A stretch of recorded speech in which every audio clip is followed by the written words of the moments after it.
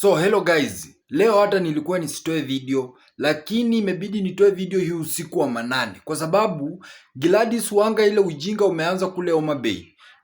Nasikia wale coordinators, wale watu ambao wako wanapangilia mpango ya mkutano ya Linda Mwananchi ambayo itafanyika kule tarehe 16. Wewe umetumana leo, wameenda wamepasuliwa vioo, mbona unatumia goons Gladys Wanga? Wewe juzi tu tumeona umekuja umefanya show rally yako pale Busia. Hakuna mtu alikupiga. Mbona wakina Babu Wino, James Orengo, Sifuna, the 6th president of Republic of Kenya, akikuja kuhold rally kule Homa Bay, atunapanga goons wanapiga watu wengine, hata wamekatwa mapanga kwa sababu yako. Mbona watu wasikuje wafanye peaceful rally yao na watoke? Then we utahold rally yako kama unataka. Mi nataka nipatiane warning na niseme hapa hivi, musikize na musikize vizuri sana. Ile siku ya tarehe 16, people are coming and we are coming in Homa Bay. Kitu yoyote ifanyikie Edwin Sifuna. Kitu yoyote ifanyikie Edwin Sifuna, hata mawe tu iguze gari yake. Gladys Wanga, watu wa ODM, mi nataka niwaambie, hamtakanyaga Western Region. Hiyo ni point number 2. Point number 3, kwa sababu Western Region na Mount Kenya they are cousins, hamtakanyaga Mount Kenya. Sijui kama nanipata.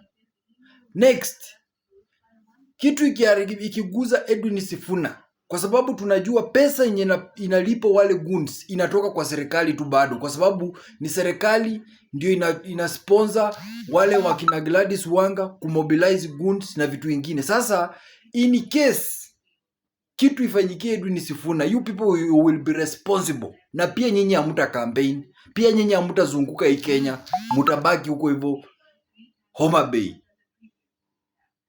Yani wewe mbona ulipe vijana waende waharibu mkutano ya mtu? Si uache tu wakuje wafanye mkutano yao wamalize, kama vile Kitale ilikuwa, kama vile Bungoma ilikuwa. Mbona?